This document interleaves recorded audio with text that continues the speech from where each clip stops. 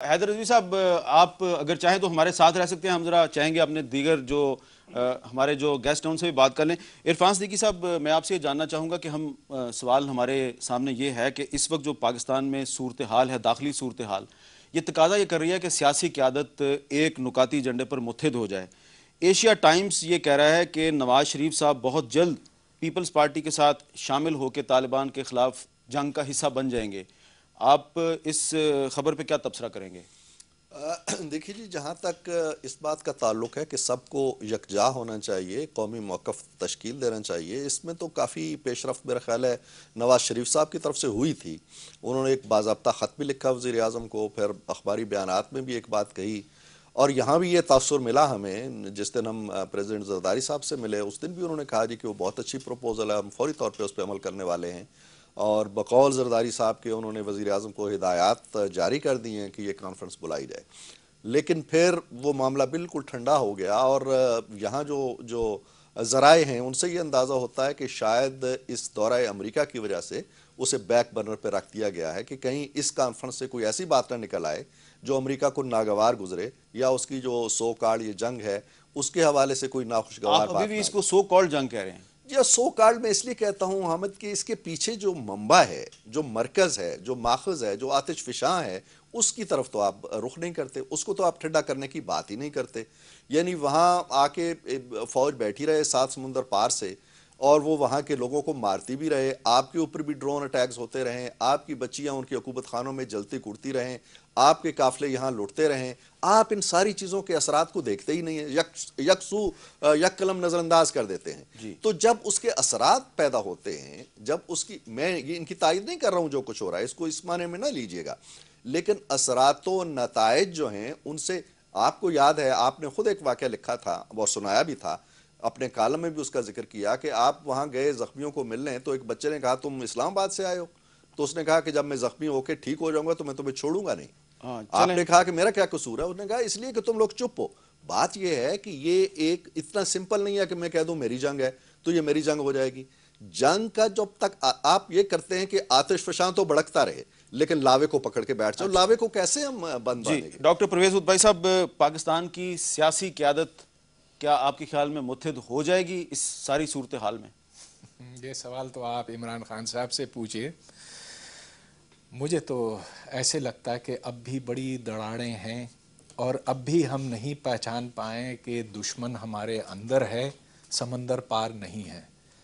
عرفان صدیقی صاحب کی بات کو میں سمجھ نہیں پا رہا ہوں، اس واسطے کہ جو اسکول دھماکے سے، بموں سے اڑائے جاتے ہیں سوات میں، وہ آخر کون اڑاتا ہے؟ امریکن اڑاتے ہیں کہ ادھر کے جنگجو طالبان؟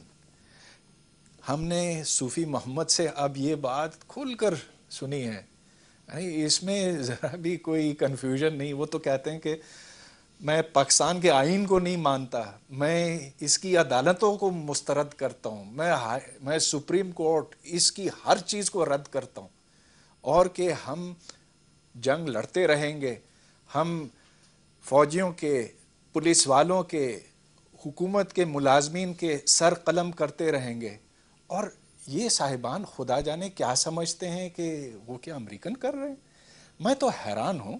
ایسے تو عمران خان بہت اچھے آدمی ہیں، میرے دوست ہیں، لیکن انہوں نے جو غلط رجحان شروع کیا ہے، میں سمجھتا ہوں کہ اس سے پاکستان کو بے انتہا کیا نقصان غلط پہنچا رجحان ہے. شروع کیا انہوں نے؟ انہوں نے شروع سے یہ کہا ہے کہ جی دہشت گردی جو ہوتی ہے وہ صرف امریکن کرتے ہیں.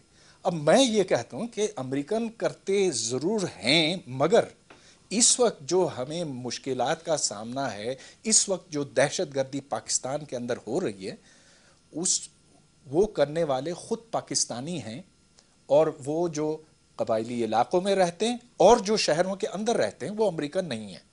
امریکہ سے ضرور ہم یہ گلہ کرتے ہیں کہ اس نے ان طاقتوں کو جنم دیا تھا، اور اس میں ظاہر ہے کہ ہماری فوج، ہماری ریاست پوری طرح سے ملوث تھی، لیکن وہ تو ماضی کی بات ہے. آج جس چیلنج کا ہمیں سامنا ہے اس کو دیکھنے کی ضرورت جی ہے. عمران خان صاحب. میں پہلے تو پرویز آپ سے پوچھنا چاہتا ہوں کہ آپ کوئی ایڈوائزر ہیں، سیکیورٹی ایڈوائزر امریکنز کو، یہ ٹھیک ہے کہ آپ سیکیورٹی ایڈوائزر ہیں یا آپ کا کوئی ہے ایسا کوئی پوسٹ؟ عمران کیسی بات کر رہے ہو؟ نہیں ہے یا نہیں؟ This is complete nonsense. نہیں میں صرف چیک کر رہا ہوں یہ کہ ہے یا نہیں. نہیں آپ ایسی الٹی بات کیوں کر رہے ہیں؟ کیونکہ اس لیے کہ آپ اپنے آرگیومنٹ کو کھڑا نہیں کر سکتے نا, آپ کی کوئی لاجک نہیں ہے. اگر آپ صرف بات تو سن لو, آپ نے مجھے کہا کہ عمران الٹے طرف نکل گیا ہے, پہلے میں صرف کلیریفائی ہونا چاہتا. آپ نے کہا کہ یہ امریکنوں کی وجہ سے نہیں ہو رہا سب کچھ, ٹھیک ہے نا, انہوں نے یہ کہا, اس لیے میں صرف کلیریفائی کر رہا ہوں. میں نے یہ کہا کہ یہ امریکہ نہیں کر رہا, امریکہ نہیں اڑا رہے ہیں, یہ جو سر قلم ہو رہے ہیں ہمارے پولیس والوں کے, ہمارے تو پھر اس لیے میں آپ سے فوجیوں کے, وہ امریکہ نہیں کر رہے. میں سوال پوچھنا چاہتا ہوں کہ یہ سب کچھ آج بڑا غلط ہو رہا ہے. اسکول یہ ٹھیک کہہ رہے ہیں, بالکل سر قلم ہو رہے ہیں. سکھوں سے جو صدیوں سے رہتے تھے وہاں اورکزئی کے اندر, ان کے اوپر ایک عجیب سا طالبان کر رہے ہیں کہ جزیہ وغیرہ, بالکل غلط ہو رہا ہے. جو یہاں دھماکے ہو رہے ہیں پاکستان میں, بالکل غلط ہو رہا ہے. لیکن پرویز مجھے یہ بتائیں کہ 2005 سے پہلے کیوں نہیں ہو رہا تھا یہ؟ جب امریکہ کے لیے پاکستانی فوج قبائلی علاقے میں گئی ہے, اس سے پہلے کیوں نہیں ہو رہا تھا؟ مجھے یہ ایک پہلے جواب دیں. میں بھی اس میں تھوڑا سا ایڈ کروں. جو عمران نے بات کہی ہے کہ 2005 سے پہلے یا 2001 میں یہ 9/11 ہوتا ہے, اس سے پہلے آپ یہ بتا دیں کہ کتنے خودکش حملے ہوئے ہیں پاکستان میں. اس سے پہلے یہ بتا دیں کہ کتنی بچیوں کے اسکول اڑائے گئے ہیں. اس سے پہلے بتا دیں کہ کتنی حجاموں کی دکانیں ختم ہوئی. اور ایڈ یہ بھی کر دیں کہ عراق میں خودکش حملے وہاں بھی ہوئے ہیں. امریکی انویژن سے پہلے بتا دیں کتنے ہیں, امریکی انویژن کے بعد بتا دیں کتنے ہیں. ایک حملہ بتا دیں. خودکش حملے نہیں, لیکن عبادت گاہوں پر بہت حملے ہوتے رہے. نہیں, وہ سیکٹیرین ہوتے ہیں. آپ اس کو کیوں چھوڑ رہے ہیں؟ آپ اس کو کیوں چھوڑ رہے ہیں؟ خودکش حملے کی بات کریں. خودکش حملے جو ہیں وہ عراق سے عراق امپورٹ میں کیے بالکل نہیں ہوئے. عراق میں کوئی سیکٹیرین بھی نہیں ہوئے. کتنی دکانیں جلی ہیں وہ. چلیے ایک بات, آپ جواب سننے کا حوصلہ کریں نا. جی, جو خودکش حملوں کا سلسلہ شروع ہوا وہ چھوڑ دیں آپ, وہ مان لیا آپ کے عراق سے آ گیا, ٹھیک ہے. عرفان صاحب ذرا ان کو جواب دینے دینا. جی, وہ یہاں آیا, یہاں بڑا پاپولر ہو گیا. یہاں ہم نے دیکھا کہ مساجد میں بھی ہونے لگے, یہاں جنازوں پر ہونے لگے, ہسپتالوں کے اندر. تو یہ ظلم جو ہے وہ بڑھتا چلا گیا. اچھا, اب اس سے پہلے ہم نے یہ دیکھا تھا کہ طالبان تو تھے پاکستان میں, لیکن بہت زیادہ نہیں تھے. آج سے 3 سال پہلے تحریک طالبان پاکستان یہاں تھی نہیں. لیکن پھر جیسے جیسے ہم پیچھے ہٹتے گئے اور جیسے جیسے ایسے سیاستدانوں نے ان کو زیادہ شے دی, تو وہ ہماری وجہ سے بڑھ گئے. جی بالکل, میں نے جا کے ان کو ہتھیار پکڑا دیے یا میں نے کر دیے. اچھا, اس میں میرے سوال کا جواب نہیں دیا کہ کتنے اسکول پہلے جلائے گئے. یہ بھی نہیں جواب دیا کہ جب سے پاکستانی فوج جب تک وہاں گئی نہیں, یہ ہوا کیوں نہیں ہو رہا تھا یہ سب کچھ. اچھا, یہ جو آپریشن ہو رہا ہے, وہ تو ایک ریلیونٹ جو بنیر میں آپریشن ہو رہا ہے, میں حیدر رضوی صاحب سے بات کرنا چاہوں گا. حیدر رضوی صاحب, یہ بتائیے کہ یہ جو اب آپریشن شروع ہوا ہے تو اس میں بہت سے لوگ نقل مکانی کر رہے ہیں, ڈسپلیس ہو رہے ہیں, اور پشاور اور اٹک کا جو برج ہے اس کے درمیان بھی وہ ہمیں نظر آ رہے ہیں پناہ گزینوں کے طور پہ. اٹک برج سے لے کے اسلام آباد تک بھی نظر آ رہے ہیں. کچھ لوگ کراچی بھی جا رہے ہیں. آپ مطالبہ کر رہے ہیں کہ ان کی کراچی میں رجسٹریشن کروائی جائے, اس کی کیا وجہ ہے اس مطالبے کی؟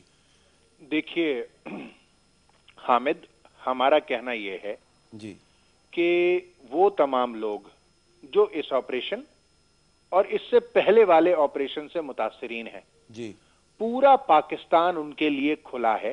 جی, سب کے دروازے اور باہیں ان کے لیے واں ہیں.